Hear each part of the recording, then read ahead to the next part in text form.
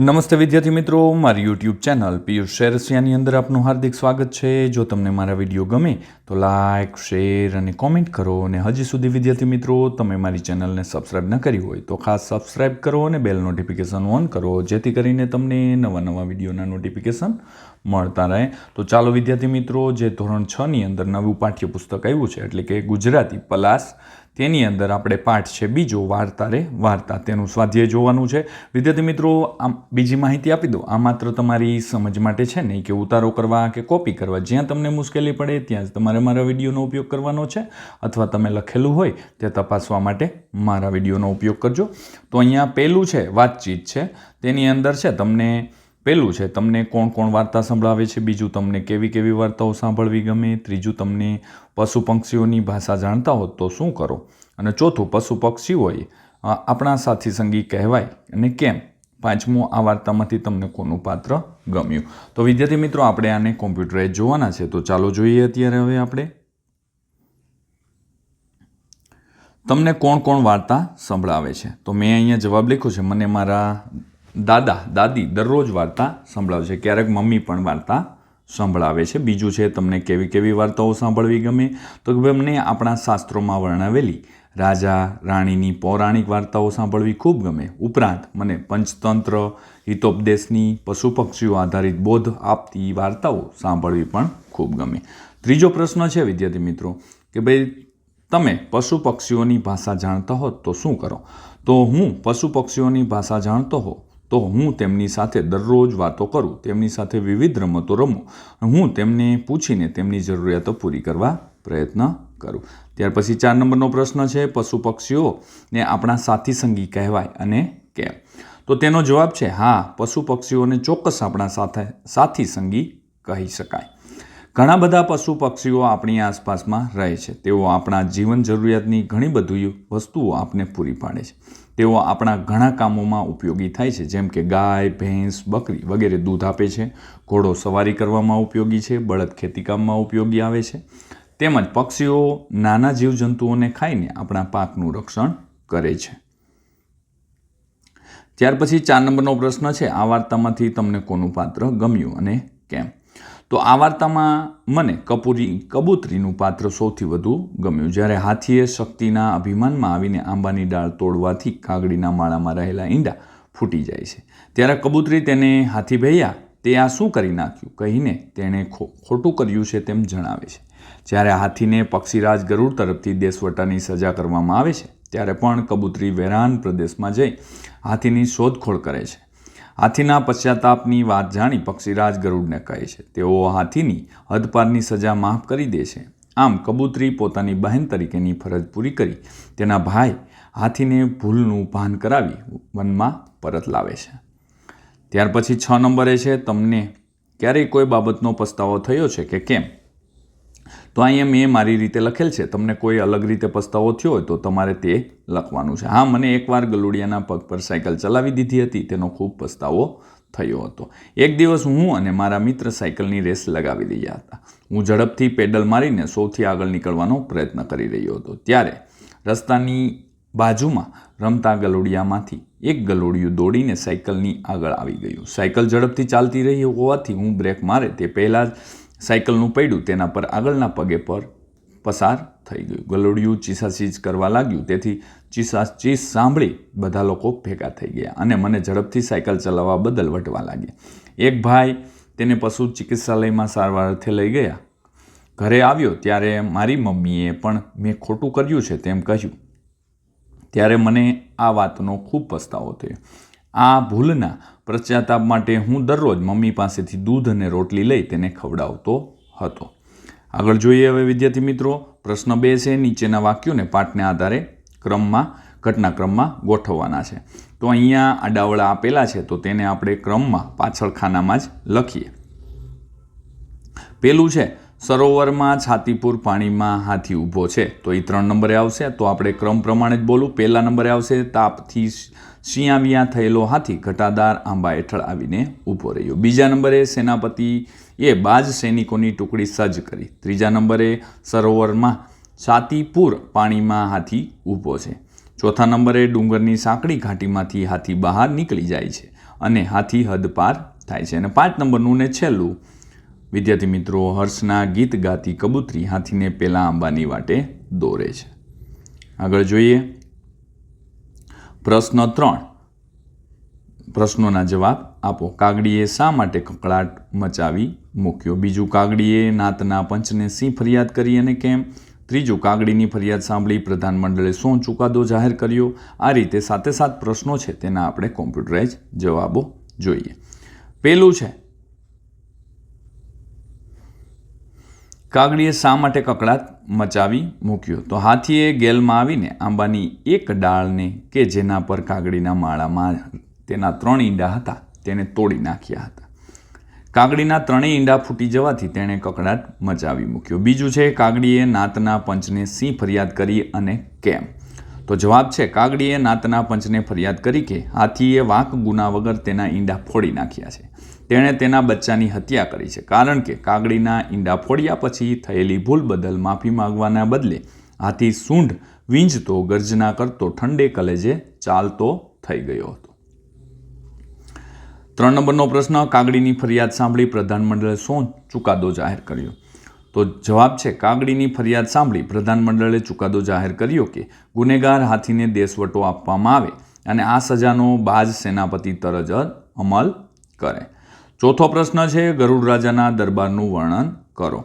તો જવાબ છે, ગરુડ રાજાના દરબારમાં ગીધની ચોકી છે, ડેલીએ કુકડાની પડઘમ ગાજે છે, મેડીએ બુલબુલની શરણાઈ વાગે છે, ચોકમાં ન્યાયની ધજા ફરકે છે અને રાજા ગરુડ સભા ભરીને બેઠા હોય છે અને તેમાં હંસનું પ્રધાનમંડળ બિરાજ્યું હોય છે. ત્યાર પછી 5 નંબરનો પ્રશ્ન છે, પક્ષીઓએ હાથીને હદપાર કેવી રીતે કર્યો? તો જવાબ છે, સરોવરમાં સ્નાન કરી રહેલા હાથી પર બાજ સરદાર તીર વેગે ઘસીને તીણી ચાંસનો જોરદાર ઘા મારે છે. હાથી કંઈ સમજે તે પહેલાં જ બાજ ટુકડી તેના પર ચારે બાજુથી હલ્લો કરે છે. ધમ પછાડા કરતો હાથી પાણીમાંથી બહાર નીકળી સામેના ખુલ્લા માર્ગ પર દોડે છે. પાછળ પડેલી બાજ સેનાથી બચવાનો કોઈ સહારો કે રસ્તો ન હોવાથી લીલુડા વનની હદ પછી આવેલા આડા ડુંગરની આડી દિવાલની ઘાટીમાંથી નીકળી હાથી વેરાનમાં ચાલ્યો જાય છે. 6 નંબરનો પ્રશ્ન છે, હાથીને કઈ વાતનો પસ્તાવો થયો હતો અને કેમ? તો હાથીને પોતે નિર્દોષ કાગડીના ઈંડા ફોડી નાખીને કરેલા પાપનો પસ્તાવો થયો હતો, કારણ કે તે આવેગમાં આવીને પોતાનું ભાન ભૂલી ગયો અને નિર્દોષ કાગડીના ઈંડા હતા તે ડાળી તોડીને તેના ઈંડા ફોડી નાખ્યા હતા. 7 નંબરનો અને છેલ્લો પ્રશ્ન, કબૂતરીએ હાથીની સજા માફ ન કરવી હોત તો? તો જવાબ છે, કબૂતરીએ હાથીની સજા માફ ન કરાવી હોત તો હાથીએ વેરાન પટમાં રખડીને પોતે કરેલા પાપની સજા ભોગવી રહ્યો હોત. આ એકલતા અને અપૂરતા ખોરાકના અભાવે તે બીમાર પડીને મરી ગયો હોત. પ્રશ્ન 4 છે, આ પાઠમાંથી પ્રાણીઓના અવાજ રજૂ કરતા વાક્ય શોધીને લખવાના છે. ઉદાહરણ પ્રમાણે કાગડી જોર જોરથી કા કા કરે છે, મોર, કોયલ, કબૂતર ને હોલો. તો આપણે જોઈએ તો કે ભાઈ, મોર વર્ષા ઋતુમાં આગમને ટેહુંક ટેહુંક ગહેકે છે. કોયલ આંબા ડાળે મધુર સ્વરે કૂંજે છે અને કબૂતર ગળું ફૂલાવી ઘૂ ઘૂ કરે છે. હોલો પ્રભુ તું બોલે છે. કુકડો સૂર્યોદય થતાની સાથે જ કુકડે કૂ કરે છે. 5 નંબરનો પ્રશ્ન, આપેલા શબ્દોના આધારે ફકરો બનાવો. તો પશુ, પક્ષી, રાજા, સજા, પ્રજા, જંગલ, કલરવ, કકળાટ અને રાજદરબાર. તો તે ફકરો જોઈએ આપણે. તો એની અંદર કે એક ઘનઘોર જંગલ હતું, તેમાં ઘણા બધા પશુ પક્ષી સંપીને રહેતા હતા. ત્યાં દરરોજ પક્ષીઓનો મધુર કલરવ સંભળાવા મળતો હતો. તે જંગલના એક ઝાડ પર એક વાંદરો અને સુગરી રહેતા હતા. સુગરી હંમેશા વાંદરાને ઠંડી, ગરમી કે વરસાદથી બચવા માટે તેના જેવું સુંદર ઘર બનાવવા સમજાવતી હતી. એકવાર ધોધમાર વરસાદમાં વાંદરો ઠંડીથી ધ્રુજતો હોય છે ત્યારે સુગરી ફરીથી તે ઘરના ફાયદા ગણાવવા લાગે છે. આથી ગુસ્સે થયેલો વાંદરો સુગરીનો માળો તોડી નાખે છે અને સુગરીને પણ ધોધમાર વરસાદને સહન કરવો પડે છે. તેથી તે વરસાદ બંધ થતાની સાથે જ કકળાટ કરી મૂકે છે. ઝાડ પરના બધા પક્ષીઓ તેમની વાત માં સાક્ષી ભરે છે. તેઓ વાંદરાની ફરિયાદ લઈને પક્ષીઓના રાજા ગરુડ પાસે જાય છે. રાજા ગરુડ પોતાના રાજદરબારમાં બેસીને પોતાની પ્રજાની સુખ સુવિધાઓ અંગે પ્રધાનમંડળ સાથે ચર્ચા કરી રહ્યા હોય છે. સુગ્રી ત્યાં જઈને પોતાની ફરિયાદ રજૂ કરે છે. સુગ્રીની ફરિયાદ સાંભળી રાજા ગરુડ વાંદરાને જંગલ છોડીને શહેરમાં જતા રહેવાની સજા ફરમાવે છે. 6 નંબરનો પ્રશ્ન, કૌંસમાં આપેલા શબ્દોનો ઉપયોગ કરી ફરીથી ખાલી જગ્યા પૂરવાની છે. તો તીર વેગે, કડડ, હળવેક, સડાક અને હાફળો ફાફડો. તો આપણે જોઈએ તો કે પહેલામાં સડાક આવશે, બીજામાં કડડ, ત્રીજામાં હળવેક, ચોથામાં હાફળો ફાફડો અને પાંચમામાં તીર વેગે આવશે. ત્યાર પછી છે 7 નંબરે આપેલા વિષયો વિશે બે વિદ્યાર્થીઓ પાસે રજૂઆત કરાવો. મેળો, રમત ઉત્સવ અને ઉત્તરાયણ. તો ચાલો વિદ્યાર્થી મિત્રો આપણે મેળો, રમત ઉત્સવ અને ઉત્તરાયણના વિશે જોઈએ. તો મેળો, તો આપણા દેશમાં ધાર્મિક તહેવારો કે કોઈ ઉત્સવ વખતે કોઈ વિશાળ મેદાનમાં કે નદી પટ કે કોઈ રમણીય પ્રાકૃતિક સ્થળે મેળા ભરાય છે. મેળા એટલે મુક્ત રીતે હરવા ફરવાનું અને મોજ મજાનું સ્થળ. તો વિદ્યાર્થી મિત્રો તમને ખબર જ છે મેળો કોને કહેવાય, તો તેના વિશે અહીં વિસ્તૃત ચર્ચા કરેલી છે અને લખેલી છે. ત્યાર પછી રમત ઉત્સવ છે. દરેક શાળામાં વાર્ષિક રમત ઉત્સવનું આયોજન કરવામાં આવતું હોય છે, જેમાં વિદ્યાર્થીઓને અભ્યાસ પૂર્ણ થયા પછીનો આનંદ માણવાનો હોય છે. રમત ઉત્સવમાં વિદ્યાર્થીઓના રસ રૂચિને ધ્યાનમાં રાખીને વિવિધ રમતો જેવી કે દોડ, વિઘ્ન દોડ, સંગીત ખુરશી, લીંબુ ચમચી, કોથળા દોડ, ચોપગી દોડ અને 1 મિનિટમાં વધુ બિસ્કિટ ખાવા, વધુ ફુગા ફૂલાવા વગેરે જેવીનું આયોજન કરતા હોય છે અને છેલ્લે ઇનામ વિતરણ કરતા હોય છે. ત્યાર પછી ઉત્તરાયણ છે. ઉત્તરાયણ એ અબાલ વૃદ્ધ સૌનો પ્રિય તહેવાર છે. તે 14મી જાન્યુઆરીના રોજ ઉજવવામાં આવે છે. આ દિવસે સૂર્ય મકર રાશિમાં પ્રવેશે છે, તેથી મકર સંક્રાંતિ પણ કહે છે. આ દિવસથી સૂર્ય ઉત્તર તરફ પ્રયાણ કરતો હોવાથી તે ઉત્તરાયણ પણ કહે છે.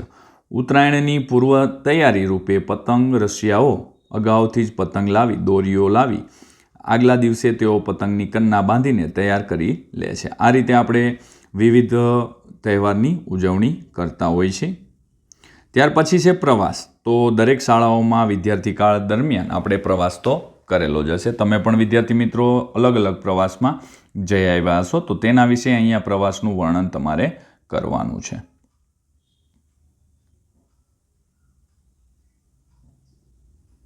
આગળ જોઈએ હવે આપણે પ્રશ્ન 8 છે. ઉદાહરણ મુજબના શબ્દ કોષ્ટકમાં લખવાના છે. ઘટા તો ઘટાદાર, કસ તો કસદાર, તો રસ, અણી, મલાઈ, સુગંધ, વજન, જોર, નસીબ અને ખુશ્બો. તો આના વિશે આપણે જોઈએ.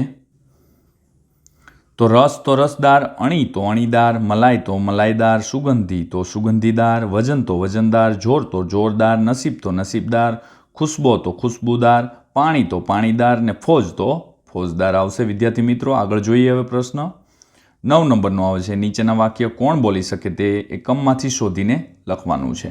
તો આપણે અપરાધી હાથીને રાજ્યમાંથી કાઢી મૂકવામાં આવે.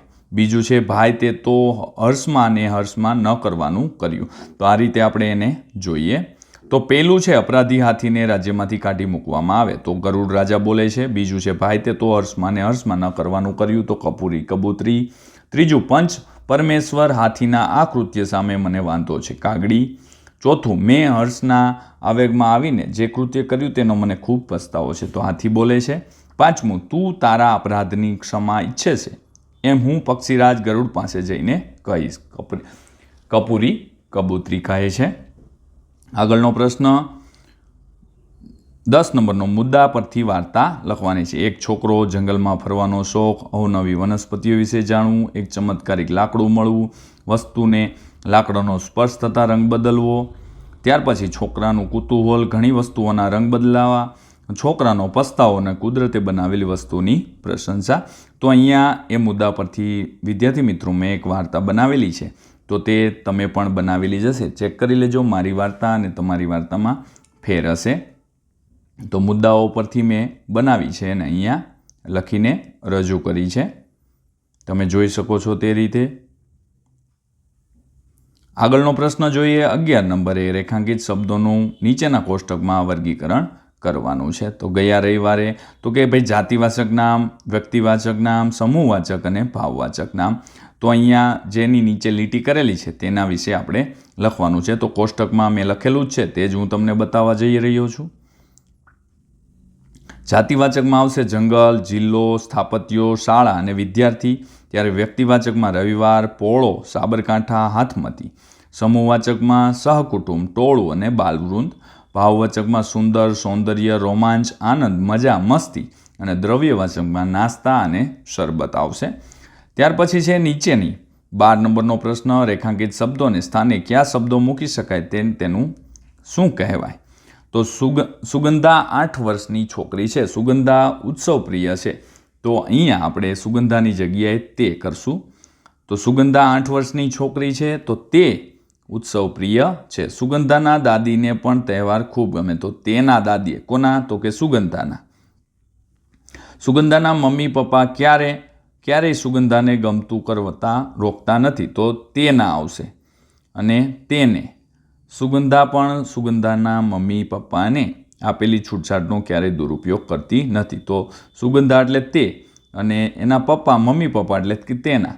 તેથી સુગંધાને સુગંધાના ઘરમાં જ બધા જ સભ્યો દાહી ડમરી કહે છે. તો કે સુગંધા એટલે કે તેને અને તેના ઘરમાં આવશે. આ રીતે આપણે કરી શકાય છે.